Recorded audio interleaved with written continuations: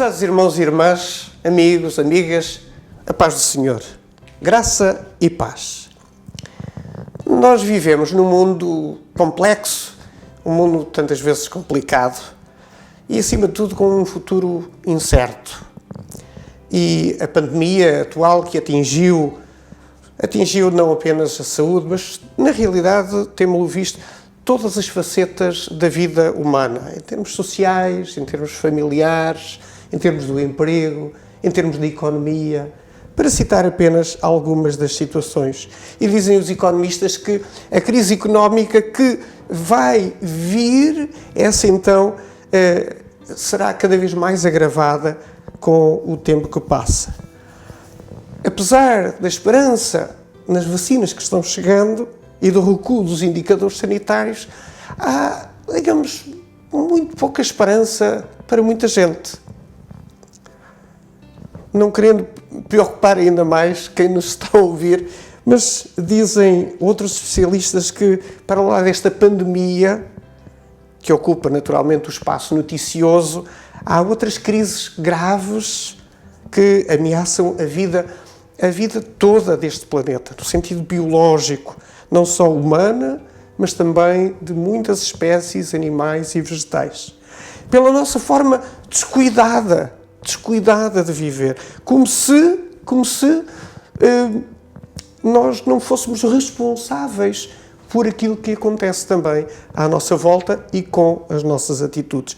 Muitas vezes não queremos saber disso porque não queremos mudar de vida, mas mais cedo ou mais tarde, às vezes mais cedo do que alguns imaginam, essas coisas virão, as consequências vêm, e a crise climática, por exemplo, será uma que é considerada muito pior, mas muito pior do que a pandemia. No entanto, apesar deste cenário que é difícil de engolir, os crentes em Cristo têm realmente algo que nós queremos também partilhar. São pessoas que se agarram à esperança, uma esperança que vem do testemunho bíblico. Nós confiamos que Deus é fiel às suas promessas. Eu escolhi um primeiro texto para nos abrir estes horizontes. É um texto do Antigo Testamento. Há um texto delicioso em Lamentações de Jeremias que diz o seguinte: mas a esperança volta quando penso. O grande amor do Senhor nunca acaba e a sua misericórdia não tem fim. Esse amor, essa bondade, são novos a cada manhã. Como é grande a fidelidade do Senhor. Deus é tudo o que tenho. Por isso, ponho nele a minha esperança. Muitas pessoas, portanto, não encontram razões de esperança para a sua própria vida e para a vida dos seus mais próximos, dos seus familiares, para a comunidade em que vivem, para a sua sociedade. Veem tudo com um olhar muito preocupado. Olham, por exemplo, para os maus exemplos dos líderes, até das democracias ocidentais, e veem corrupção, favorecimento de interesses pessoais, de interesses familiares, e ficam, portanto, numa dimensão de crise, perguntando-se em quem é que podemos confiar. Em rigor, até nós somos tentados a viver um pouquinho essa mentalidade, diria, mundana, de ter cada vez mais e mais, e essa rede que nos enreda precisamente, que está à nossa volta, podíamos dizer que é uma rede diabólica, enganadora. Será que não há alternativas? Ora, é porque os crentes acreditam que há uma alternativa radical, ou seja, que vai à raiz das questões, que nós estamos aqui.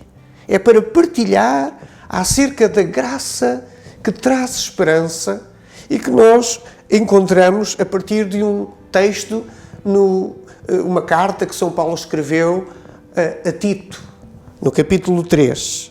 A Tito, capítulo 3, versículos 1 até 8. Diz assim: vejam bem o que ensina São Paulo aos cristãos para a sua conduta pessoal e social que tem plena atualidade. Se não vejamos, diz ele, houve tempos em que nós também éramos insensatos e desobedientes a Deus, entenda-se, e vivíamos enganados e escravizados por toda a espécie de paixões e prazeres. Vivíamos na maldade e na inveja, sendo detestáveis e odiando-nos uns aos outros. Esta é a mentalidade de muitas pessoas ainda hoje. Uma mentalidade que se preocupa com as questõezinhas. Diz insensatos, insensíveis, desobedientes a Deus. Enganados e escravizados de paixões que só estragam a vida. E lembro desde logo o vício do jogo. Cada vez há mais sites que promovem o jogo eletrónico, o jogo das apostas. E, por que não dizer, também aquilo que acontece em qualquer quiosque, as raspadinhas. Muita gente gasta aquilo que tem e o que não tem por esse vício.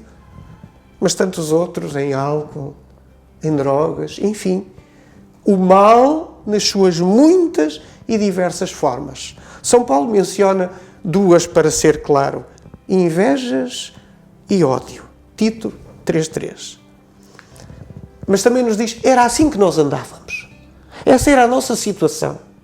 E talvez a situação de muitos que nós conhecemos. Essa era a situação de andar sem a graça de Deus. Dito de outra maneira, desgraçados. No entanto, Paulo continua dizendo no versículo 4, mas quando Deus manifestou a bondade e o amor pelos homens, devido à sua misericórdia, Ele salvou-nos dessa maneira de viver. Então, o que é que Deus fez? O que é que Deus fez? Deus fez um milagre extraordinário. Um milagre extraordinário em Jesus Cristo. Diz no versículo 7, Ele fez com que fôssemos tornados justos pela sua graça, nos tornássemos os seus herdeiros. Imaginem, pela sua graça, pela sua misericórdia, tornámos-nos herdeiros, tendo a esperança para a vida eterna. Então, dito de outra maneira, o nosso horizonte, como cristãos, já não é apenas este horizonte da família, do emprego, da sociedade. Tudo isso é muito importante, mas o nosso horizonte é mais alto. O nosso horizonte agora é a vida nova em Cristo. O mesmo é dizer vida de esperança, porque é uma vida eterna, plena de sentido. É uma vida de vitória, pela graça de Deus, que, como vimos em programas anteriores, pela graça nos cura, pela graça nos salva, pela sua graça nos mostra amor e pela sua graça nos traz esperança. Portanto, temos que dizer glória a Deus. Ora, é aqui que nós temos que ser fiéis ao texto bíblico. Fiéis ao texto bíblico. Digo isso porquê? Porque muitos pregadores, e porventura fazendo um olhar do texto bíblico que nós usamos, muitos pregadores ficam contentes com esta dimensão, apontando apenas para cima, para a vida eterna. Tem que ser sinalizado isso como positivo. Mas, para sermos fiéis ao texto, temos que dizer que o texto continua ligadinho a esta dimensão anterior, não é? Ou seja, a vitória que passa pela eternidade, vivendo a presença de Deus, é sem dúvida o prémio, o galardão que nós iremos receber como herdeiros. Mas, volto a dizer, para sermos fiéis ao texto, temos que falar o resto. O que vem a seguir, no agora que estamos ainda neste mundo, agora transformados por Jesus Cristo. Diz assim, à semelhança da experiência dos discípulos que viram Jesus transfigurado, que viram Jesus realmente com a glória que um dia nós iremos também vivenciar, gostariam de ficar lá, naquele estado tão aprazível, tão agradável, tão especial. Mas é Jesus quem desceu do monte com eles para enfrentar as dificuldades da vida e as dificuldades até à cruz. Jesus ensinou sempre pelo exemplo, não só por palavra, mas pelo exemplo, não fugindo às suas responsabilidades de viver neste mundo, que é um mundo, bem o sabemos, desfigurado pelo mal, desfigurado pelo pecado. Por isso, e no mesmo texto, volto a insistir, encontramos não a fuga para fora deste mundo, mas sim o sermos testemunhas neste mundo mau, pela conduta, pelo comportamento obediente a Deus, mostrando a misericórdia ou graça com que Jesus se deu de graça para que cada um de nós possa fazer semelhante. Diz assim a palavra do Senhor, volta ao texto bíblico, versículo 8, esta palavra é fiel e quero que afirmes categoricamente, reparem, Paulo insiste para que não fiquemos só pela dimensão gloriosa, categoricamente estas coisas, para que os que creem em Deus se empenhem na prática de boas obras. Tais são coisas excelentes e úteis para os homens, e diríamos hoje numa linguagem mais atualizada, e certamente para as mulheres também do nosso tempo.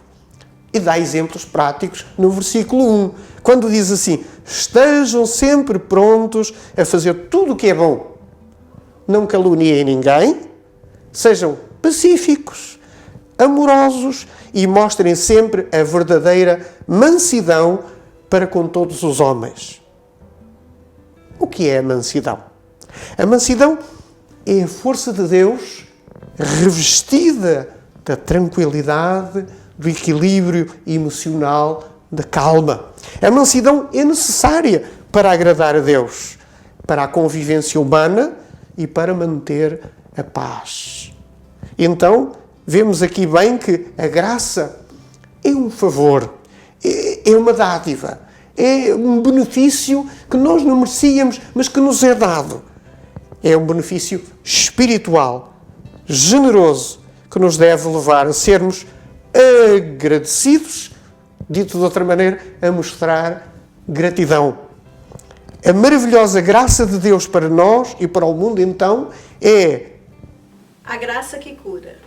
A minha graça te basta, porque o meu poder se aperfeiçoa na fraqueza. 2 Coríntios 12, 9. A graça que salva. Palavras de Paulo que encontramos em Efésios 2, 8. É pela graça que estão salvos, mediante a fé. Isto não é mérito vosso, mas dom de Deus. E também a graça que encontramos nas palavras de Jesus em Lucas 23. Hoje estarás comigo no paraíso. A graça que mostra amor. Romanos 5, 8. Mas Deus prova o seu amor para conosco, em que Cristo morreu por nós, sendo nós ainda pecadores. a graça que dá esperança. E nesse sentido, o Senhor da Graça abençoe a tua vida.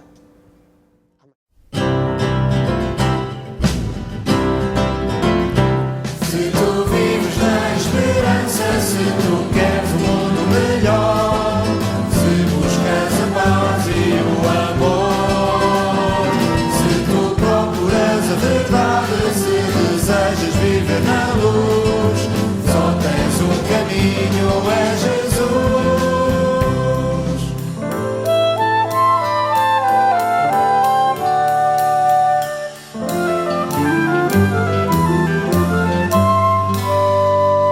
Olha alguém, sorri, dá-lhe a mão, pergunta-lhe o que tens, chama-lhe teu irmão, seca-lhe a lágrima da sua dor e fica do seu lado com o teu amor. Se tu vives na esperança, se tu queres um mundo melhor, se buscas a paz e o amor, se tu procuras a verdade, se desejas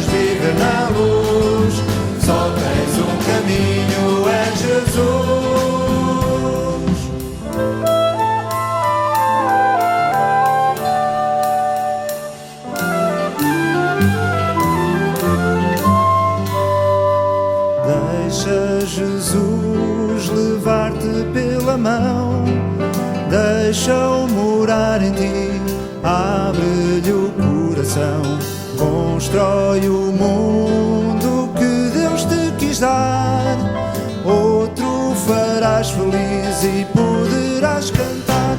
Se tu vives na esperança, se tu queres um mundo melhor, se buscas a paz e o amor, se tu procuras a verdade, se desejas viver na luz, só tens um caminho, é Jesus.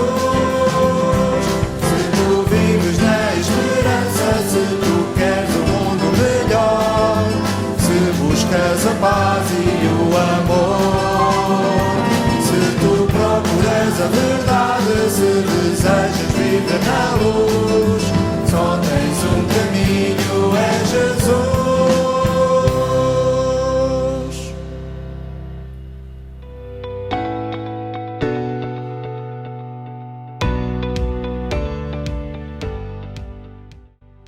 Olá, eu gostaria de lembrar-te de um convite que Jesus nos faz em Efésios 6 e diz o seguinte: a palavra de Deus: no demais, irmãos meus, fortalecei-vos no Senhor e na força do seu poder, orando em todo o tempo, com toda oração e súplica no Espírito, e vigiando nisto, com toda perseverança e súplica por todos os santos.